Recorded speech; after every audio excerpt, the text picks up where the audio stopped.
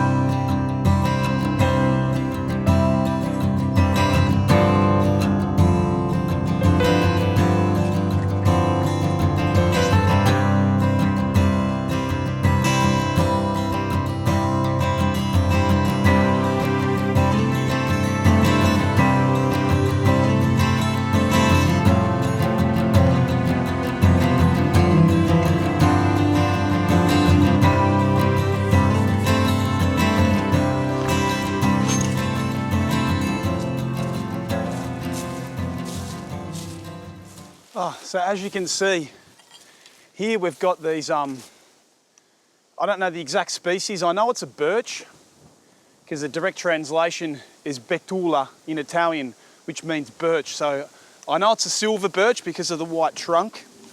So there's beautiful white trunks. And the legend has it, that apparently these type of birch usually grow at about 1,000 metres. And we're here at about 350, 400 metres. So it's really weird that they grow here. We're in an ex-volcanic area. I'm going to show you later on, because there's still a bit of thermal activity that goes on. And right by the side of this ex-volcano, let's call it, this crater, is these silver birches. And it's really weird. So why did I come here today? Number one, I don't have much time. I've got one day off today, and I've just come off a night shift, and I'm straight out here, 1 hour out of Rome, as I said. I want to come here because the contrasts, the whites on these trees is incredible. And we're right at the end of autumn, so I'm just still getting some yellow leaves. Now, it's going to be difficult to get a shot from here, you know, a bit closer in to the trees, because it's not compact, and it's just going to look a bit spread out, all the colour that's left over. So I'm going to have an attempt to try and do some wide angle shots amongst these silver birches. But my idea is to approach this little tiny forest from a distance and zoom in and try and compact everything in and try and get a bit of colour, the variance in this dried out fernery that's on the ground you can see here, the white of the trunk and the yellow and green of the leaves. So that's my idea. I hope I'm going to be able to achieve this goal. The light today is really, really soft. It's beautiful. It's slightly cloudy, and it's about 1 o'clock in the afternoon. So I've got a good 3 hours or so before it's going to start getting dark. It's actually, it's really hard to try and understand and get a composition. Woodland photography is extremely complex because it has its own mess amongst nature, and it's hard to simplify it Today I want to approach a bit of chaos and try and make sense of it in this type of woodland photography. Judging from where the sun is right now, I'm probably going to head to the other side of this little forest, if there is another open area where I can access, to actually photograph the trees with a bit of light on it, because everything on this side is in the shade, so nothing's being exposed. I really want those white trunks to really, really punch. So I'm going to try and approach it from that side. The only thing is, on this side it's a big clearing, so I can focus in on a distance. Over there, I don't know what I'm going to find. This might be a location I have to come back to in the morning. I don't know, but I'm just going to try and invent something, walk around and see what I can do. Anyway, I just saw a black squirrel. I think it was anyway. Absolutely crapped myself. I think I captured it on video. If I did, I'll bring it up. Yeah, I thought it was like a wild cat, but it was about that big, and it just looked at me and went...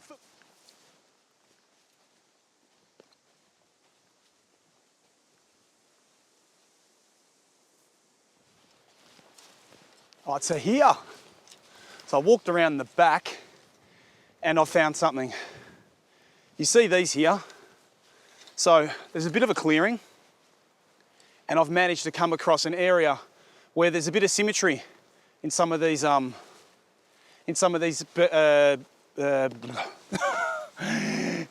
birches. God, I'm getting confused. Sorry, I haven't spoken English much lately. I live in Italy. So I've found, yeah, some of these trees that are quite exposed. You've got the sun hitting them. And because it's that late autumn, very late autumn sun, it's not harsh. And as long as you're shooting away from it, it's actually quite pleasant. It's really exposing the colours of the leaves, the bark, the details in the bark, and this dried out fern at the bottom there, which has got this really off red to it. It's really, really beautiful. So I'm going to try and do some shots, get the tripod out, the trusty big Gitzo tripod out, and I'm going to get a long lens out. So I've got the Pentax K3iii with the 70, God, that sounded like a wild boar or something then. It's a bit of a creepy place. I don't want to be here after dark. Yeah, so I'm going to get the 70 to 200 out, focus in on some of these details of these branches. I'll bring up a couple of frames and show you. I don't want to bore you with the typical stuff you guys have seen 100 times. I just want you to get inside my head to understand how I'm approaching a place like this. So I said I'm focusing on this group of trees from a bit of a distance to compact it in and simplify the whole scene. And I've got the sun without any clouds around at the moment, so I know I'm safe for the next 10-15 minutes to take my time, make up a lovely composition, and look through my my optical viewfinder to get a composition, especially in harsh light. Don't use your LCD screen to make a composition. You want to be able to do it through your optical viewfinder or your electrical viewfinder if you've got a mirrorless camera, and just sit there and just take the time and just set up something that really, really speaks to me. I've got that shot in the bag. I've got no idea what it's going to come out like. You be the judge. When I put it up, you would have just seen it. Looked okay on the back of the LCD screen, but half the time you don't even know how these images are till you put them up on the computer at home, do you? So I'm going to enjoy a bit of a coffee, walk around for a bit. I've still got, well, 3 hours of light left today, so it's still a tad harsh. I'm going to walk around a bit more and see what else I can come up with. Maybe go back up the other side and see what there is to offer. I've got one thing I want to show you, by the way, before we move on. Let me open up the back of my bag here. All right. This is one thing I've got to show you guys. This is the Ricoh GR3. I'm sure everyone knows it. So I've had this now for a few months. I did a bit of street photography. I went on a few holidays and tried it out. It was thought a really good companion for street photography. And now I've noticed that in the landscape it actually has its place too. And especially when you're out scouting or you're walking around with all your gear. I mean, I've got a lot of gear here. Sometimes it's nice to pull this out and just walk up to a scene that attracts your attention while you're sort of waiting for the light and bang in. Take a quick photo, It shoots in RAW. It's got an excellent lens, and it's a 28mm lens. It is an APS-C sensor. It's a very, very high quality sensor. Beautiful, beautiful RAW files, and it's great. It's tiny, fits in your pocket, and you just walk around and cruise and take some shots every now and then. So yeah, great little toy to have. Toy, not really. Powerful little instrument to have to sort of to combine into your landscape workflow, because there's sometimes when you couldn't be bothered getting your gear out, you see something, you walk past it, you get lazy. If this is here, bang, you pull out the camera, take a shot of it. Worth a try.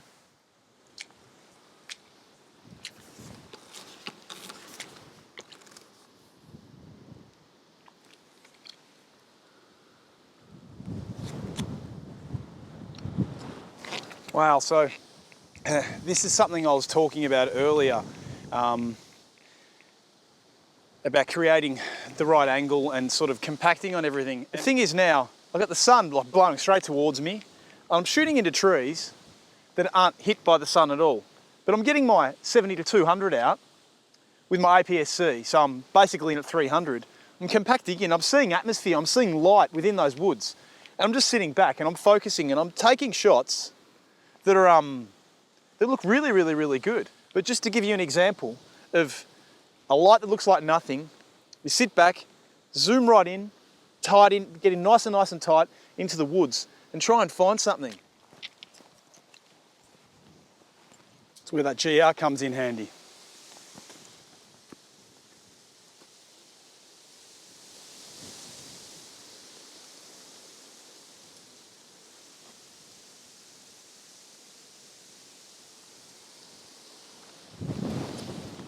Who knows?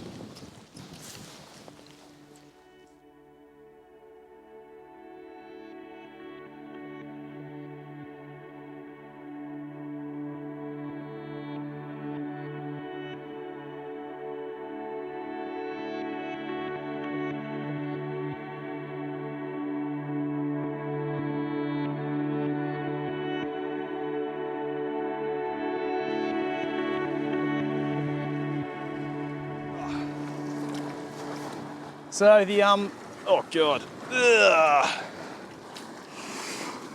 Ugh. So the freaky thing about this place is that this is it's a big crater. There was an explosion here in Flintstone times. And basically, it left a crater, the explosion.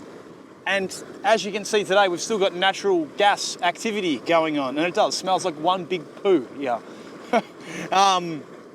It's all the sulfur gas coming out. So there's still a lot of activity, a lot of gases, natural gases underground coming up, bubbling through everywhere, which makes this place quite a particular environment. And so, as I said before, people don't know why these silver birches are actually growing in this area, because they normally do it 1,000 metres.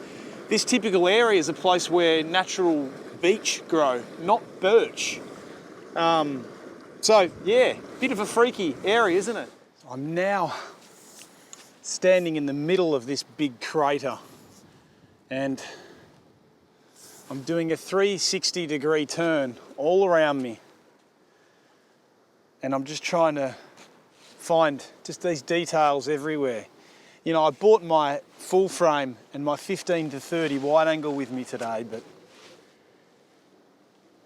when it comes to woodland photography lately, I just prefer taking things from a distance. I don't understand what it is. Originally, when I first got a wide angle, I got the 15mm, and I used to get right under ancient oaks with these branches going out, you know, very much Enrico Fossati style type of dark, this trees wrapping around you. But I found everything to be far more personal when you step right back and start just looking around at groups of trees and forests and seeing what attracts your attention.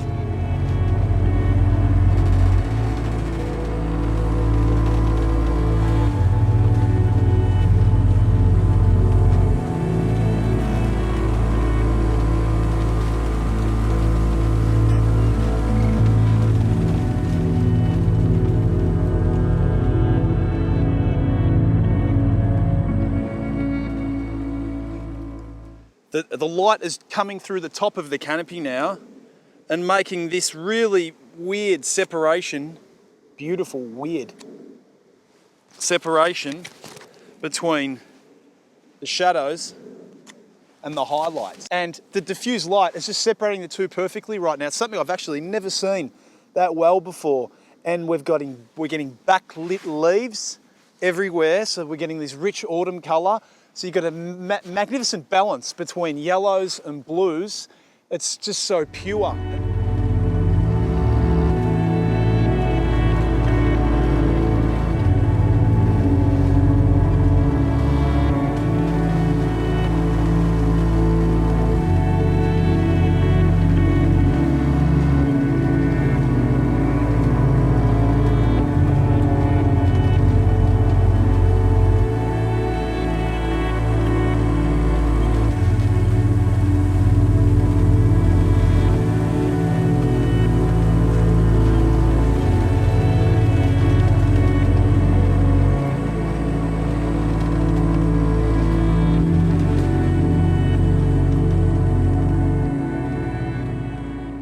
Now it's 3:30.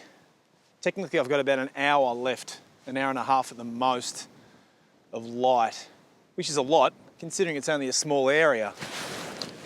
But the thing is, I've been here for what, 2.5 hours now, and I've managed to scout the area, take some images that have attracted my attention.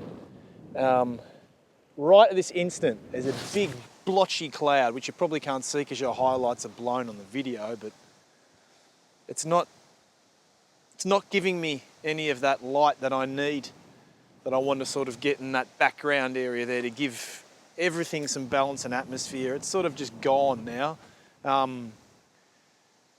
So anything I do from here is just going to be a complete fluke.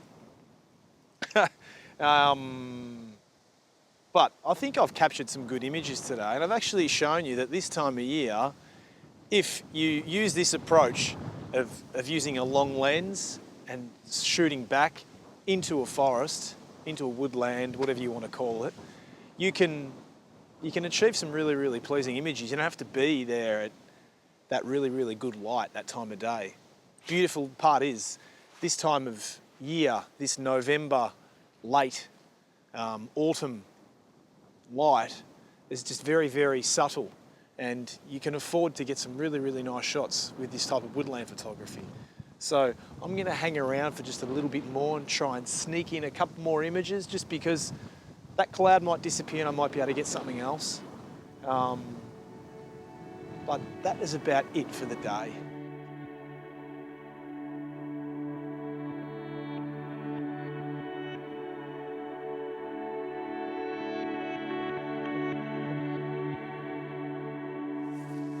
Just as I'm about to leave, I've walked back into the beech forest and I've got some lateral light coming in.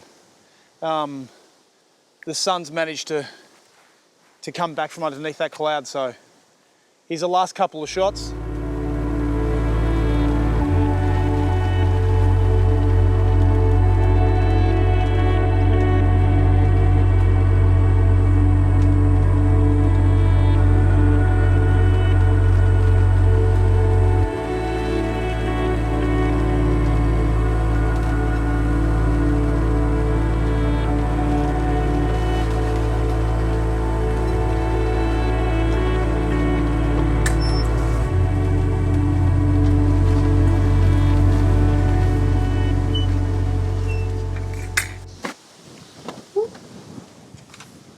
Yeah, that was definitely a really good day. I really enjoyed that. At the start of February, Paul Thompson and I are doing a workshop in Valdorce in Tuscany. Beautiful, beautiful countryside in Tuscany. It's a winter workshop. Normally people aren't inclined to get out in winter, but this is a beautiful time of year to appreciate the Tuscan landscape alone. There's no one around, lots of fog, beautiful green colours. We're going to be away for 4 nights in a beautiful, beautiful farmhouse with excellent service. So if you're interested in coming along, look, it's last minute. By the time I get this YouTube video loaded, it'll be December. So if you're interested in it, please get in contact with me. We've got a few places left. It would be great if someone could come along extra with us and join the group for the winter Tuscan workshop.